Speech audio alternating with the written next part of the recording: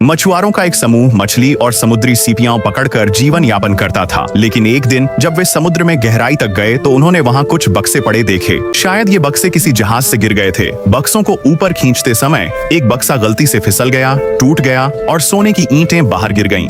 Captain ने तुरंत अन्य बक्से भी खोले और वे भी सोने से भरे हुए थे। अब सभी मछुआरे बार बार गोता लगाकर अधिक सोना इकट्ठा करने लगे।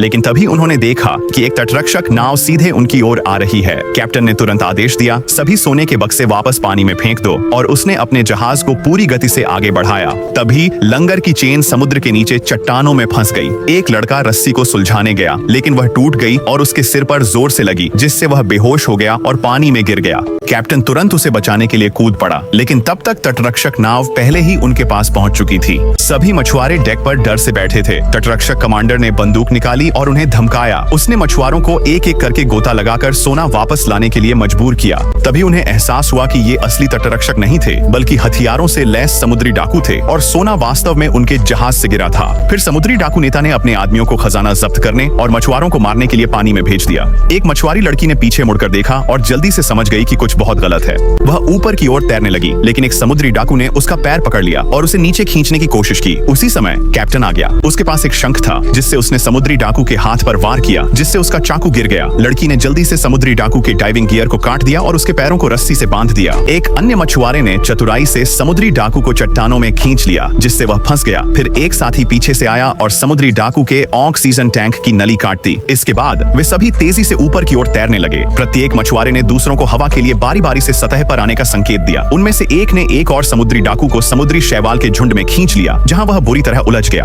बाकी लोग आए और उस समुद्री डाकू को चट्टानों पर पटक दिया, और इस तरह उन्होंने धीरे धीरे सभी समुद्री डाकुओं को हरा दिया। जब वे सभी वापस ऊपर आए तो तथाकथित तटरक्षक कमांडर ने उन पर गोली चलानी शुरू कर दी। अपने साथियों को खतरे में देखकर एक लड़की ने गुस्से में उस पर चिल्लाया। वह अचानक उस पर कूद पड़ी, उसे नाव से धक्का दिया और उसके साथ कूद गई। लेकिन उसे तैरना नहीं आता था और जल्द ही वह बेहोश हो गई। मछुआरों की टीम ने उसे डूबने से बचाया और उसे वापस डेक पर खींच लिया। जैसे ही वे भागने की योजना बना रहे थे, तटरक्षक नाव